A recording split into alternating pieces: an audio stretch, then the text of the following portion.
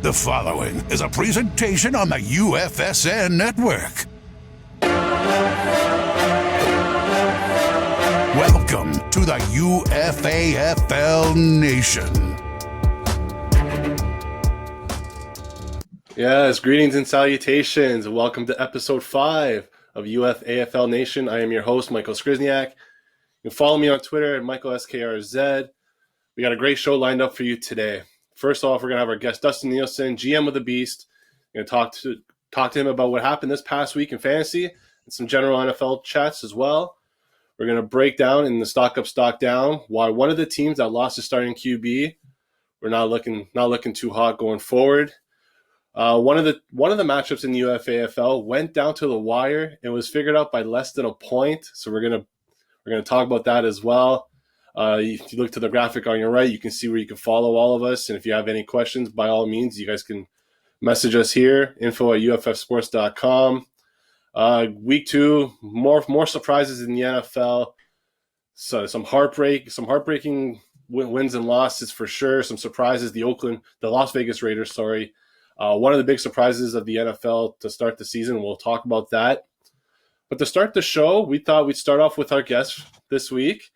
Fellow TSN radio brethren, one of the GMs of the Beast, the UFAFL, is Dustin Nielson from TSN 1260 out in Edmonton. Dusty, how you doing today? Good, man. I'm doing just fine. Got that win this week. I love it. Thanks for having me. Yeah, I was going to bring that up first. You beat the Kraken this week. Wasn't that close? But how are you feeling about the squad after 2 weeks? You know what? Probably better than I thought we would, to be honest with you. I mean, drafting out of the 28 hole wasn't ideal. Going into the rookie draft with a limited budget wasn't ideal. But you know what? I mean, in week 1, we ended up losing by, a decent amount, but it came down to like the final 4 minutes of the Monday Nighter. So, we were in contention in week 1, which was pretty exciting. And then, this week, like you mentioned, it wasn't close. Kraken didn't have a good week, so we'll take advantage of it. But, we're hovering around that middle of the pack sort of area right now, which is, where we started. I think we're pretty happy with that and trying to be patient with assets and things along those lines. But yeah, it felt good to, a lot of work going into this, right? So it feels good to get the win. I was pretty excited about it. Yeah, you have to be on this every day to keep up with this league because there's so many players, so many things happening. You got the cap going as well. We saw some of your top players there. Like you got Jared Goff, who actually through 2 weeks has looked better than expected. Saquon Barkley, we're still waiting for him to, I think, get fully healthy. It's not that he looks slow. He just doesn't seem to have that explosiveness. That Thursday night game against Washington, he had that 40-plus yard run, but I think Saquon from 2 years ago might have actually broke that off and just probably scored the touchdown. But you can't argue with Terry McLaurin. Leonard Williams is a great defensive end, and Andres Pete from the Saints. You got a nice little core, man. So I actually think you might do well going forward this week. You must be surprised with Jared Goff.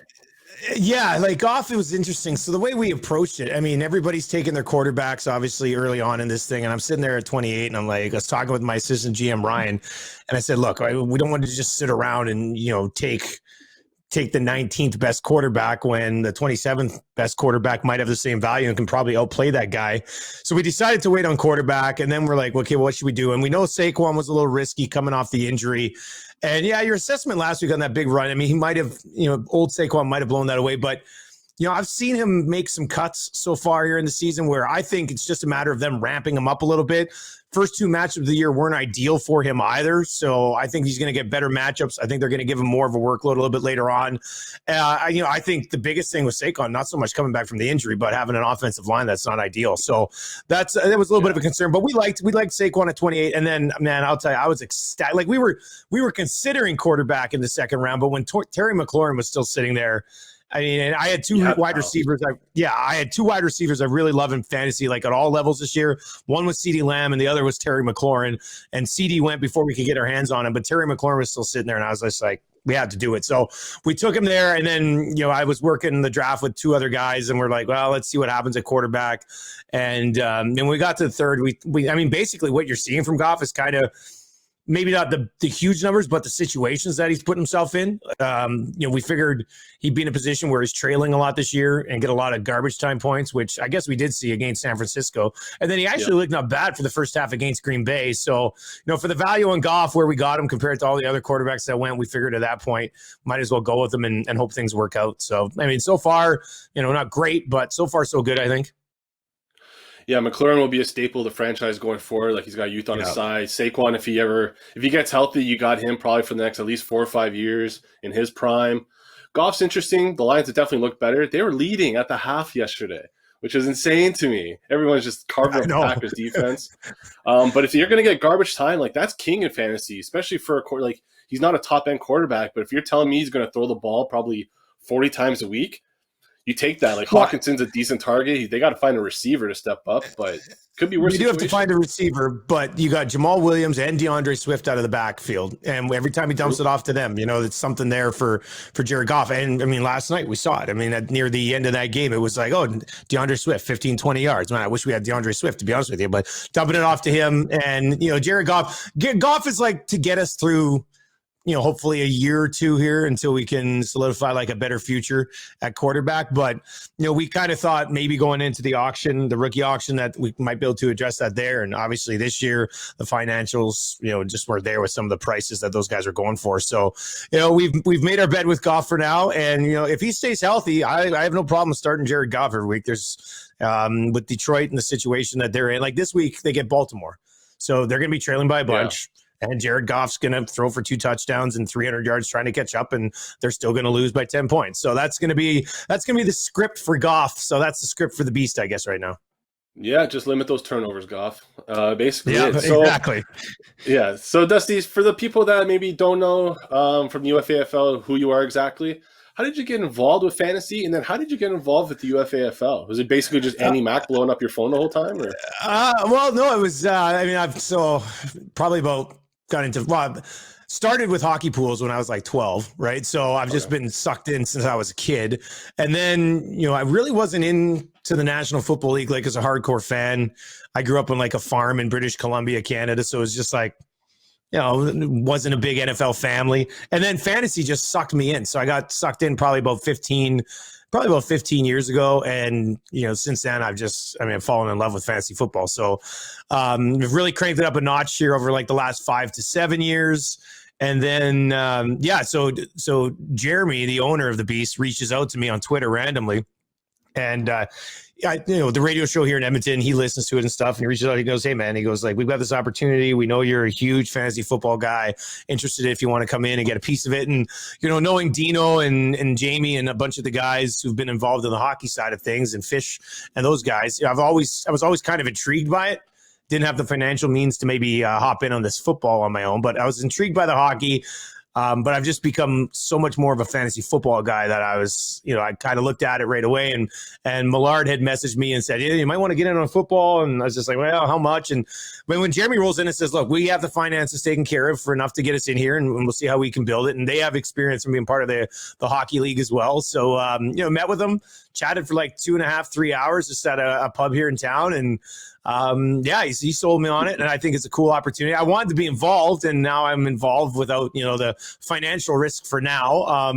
And I brought in a good buddy of mine that I've been friends with for the last 20 years, who's hardcore into fantasy football as well. And then I got another guy who it's funny, all of a sudden I'm plucking guys from my other leagues that, have been a pain in my ass for 10 years. I'm like, hey, you're good at this. Come over here. And so we got like a little mini group of 3 that we kind of work together. And, the draft was like the most exhausting thing of all time. Like, it was by the Monday, and I was working doing some CFL games the weekend of the draft. So, we did our first pick, and then I'm calling the game, and my assistant's like texting me back and forth. He's like, where should we go? And then, Sunday I was flying back. So I had it all set. I was flying back from Toronto to Edmonton. So I had it set up there.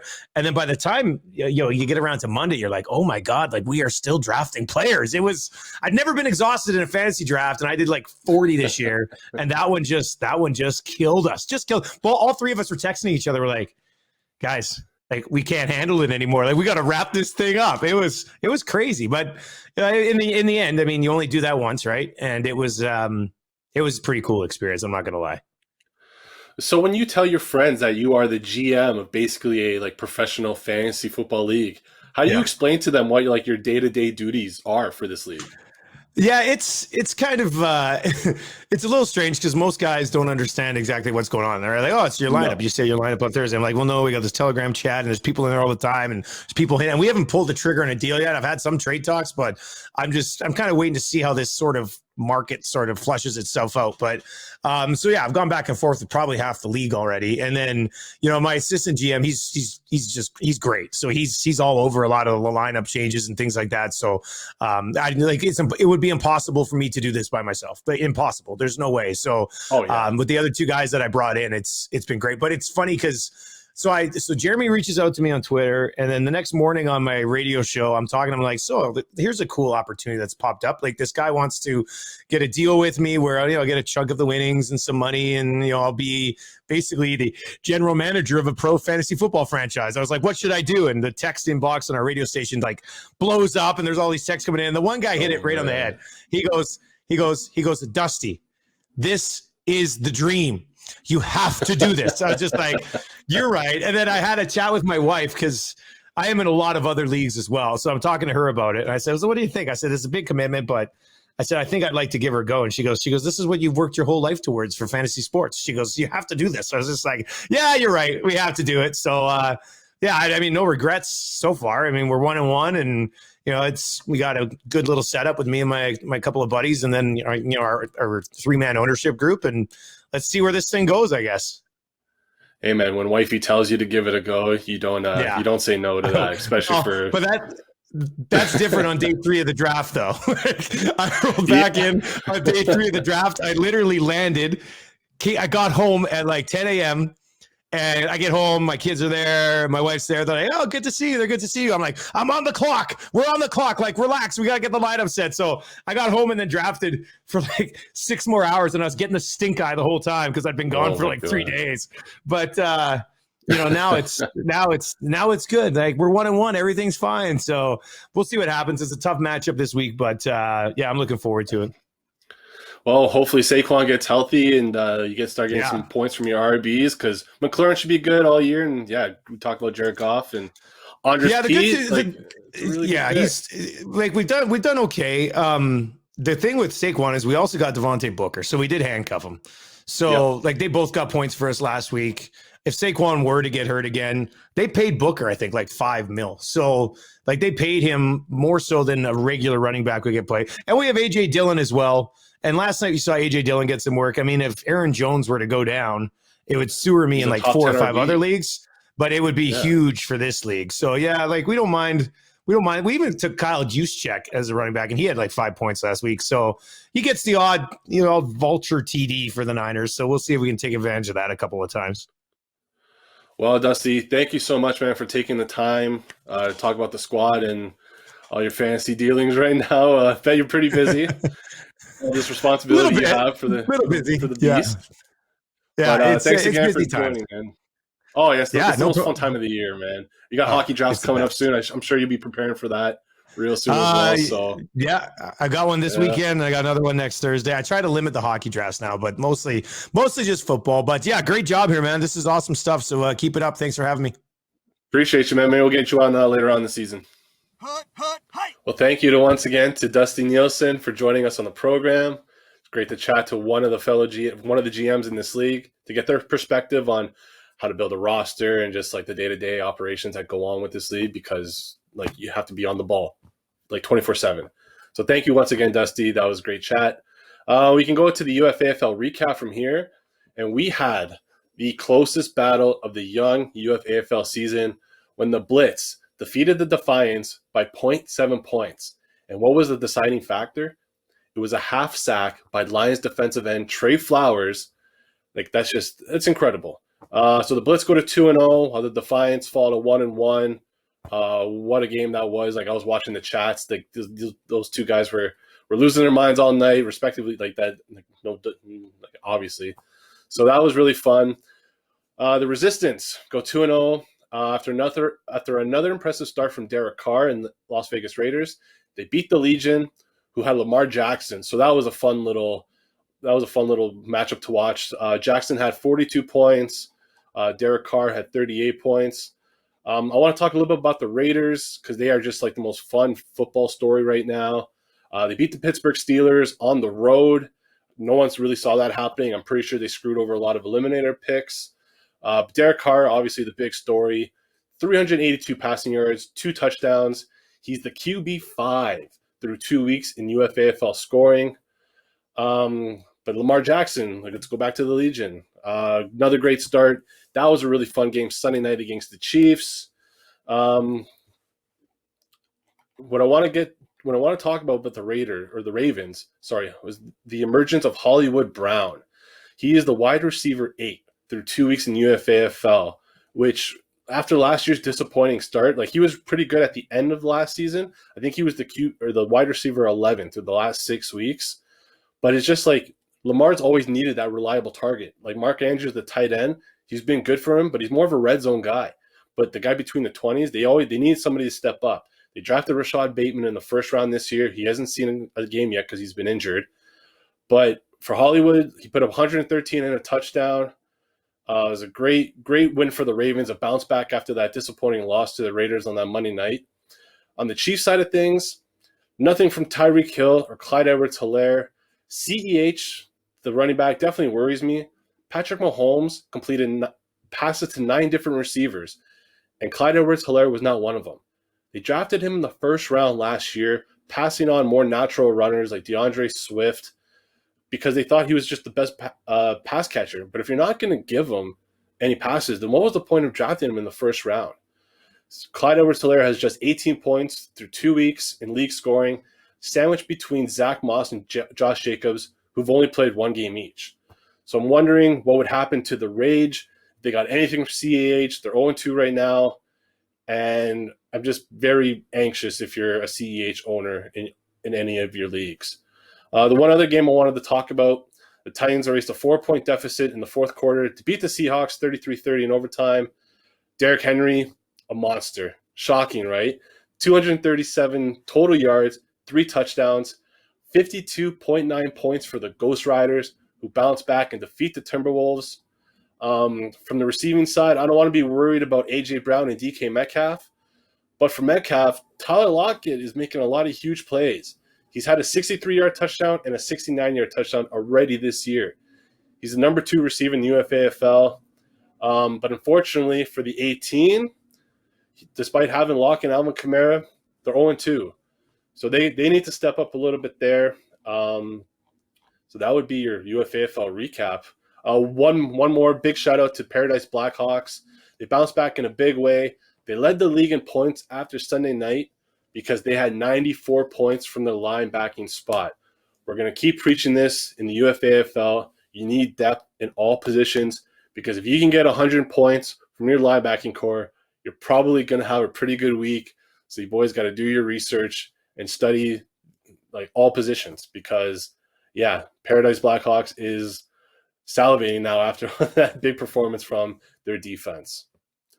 So let's move over to one of my favorite segments, Stock Up, Stock Down. Stock Up this week, Sam Darnold and the Carolina Panthers. They're off to a 2-0 start after humbling the New Orleans Saints this past week. What a performance that was. Did not see that coming from the Panthers defense. It's one of the youngest units in the NFL. And for them to basically shut out the Saints was really, really encouraging to see for Matt Rule and his squad. But I want to talk about the offense. Like Sam Darnold right now, QB 13 through 2 weeks. He's had back-to-back 30-point games in the UFAFL. It's another one of those like, hey, he doesn't have Adam Gase holding him back anymore.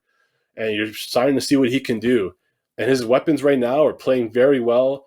DJ Moore, he's wide receiver 15. Not a huge shock, but last year he didn't get the touchdowns. He already has 3 through the first 2 weeks. And then we obviously all know about Christian McCaffrey. The RB2 last week, week 1, he was the RB1 without scoring a touchdown. He's RB2 after Derrick Henry's big performance. But what I really like about Carolina going forward the next couple weeks, they got some easy matchups. You got the Houston Texans, you got the Dallas Cowboys, you got the Philadelphia Eagles, and the New York Giants. None of those defenses really scare me. It wouldn't shock me if the Panthers are maybe 4-2, 5-1 after this first 6 games of the year. So aside from maybe Robbie Anderson, he's not really getting a lot of targets. If you have any players on the Carolina Panthers, you're probably pretty happy because you probably got them at really decent value, aside from McCaffrey, obviously. But I like them going forward. But for my stock down, I really need to talk about the Miami Dolphins offense. Now, unfortunately for them, their quarterback, Tua Tagovailoa, got hurt in the first quarter. They're saying it's a rib injury. They're not really sure if he's going to miss this upcoming week. But after he went out, that offense looked horrendous. Jacoby Brissett, who's probably an upper tier backup in the NFL, but he did nothing with 40 pass attempts. The team altogether only had 70 rushing yards. That was because the Bills just got really, really ahead. But you think maybe the passing offense would have been okay when you throw that much, but no Dolphins receiver hit 50 yards. I still like Jalen Waddle, the first-round pick out of Alabama this year. I think he's a good long-term play. He saw 6 targets while Tua was there in the first quarter. So he's obviously got potential. They obviously really like him. But I just think with the upcoming schedule, you got the Raiders, whose defense looks incredible right now, the Colts, and the Bucs next on the schedule. Without Tua there, you pretty much have to bench all of your Miami Dolphins players. You might be able to get away with Myles Gaskin, especially for like a full-point PPR, because he's going to probably catch a couple passes out of the backfield. But how do you trust any of these pass-catching options in Miami, especially against these tough defenses? I just think you got to fade them right now and wait to see what happens with Tua's injury. And to end the show, we're going to bring in a new segment we just brought up this week. It's my best bet segment. We're basically going to look at matchups going forward for the upcoming week and see, like, okay, well, maybe this team, they're hot right now, but can they keep it going forward? Because we all know fantasy, it's very fickle. And one point spread that shot out to me, the blockchain bounty hunters are 59-point dogs to the heat wave. Now, I preached about the heat wave on this show a couple weeks in a row. They look incredible right now. McCaffrey, the defense looks really good. But I'm going to take the bounty hunters to cover that 59-point spread. A team with Kyler Murray and the Jones brothers, they're not really brothers, but Aaron Jones and Julio Jones, especially after Julio's performance in week 2. Titans are going to play a weak cold side right now that might not have Carson Wentz playing next week.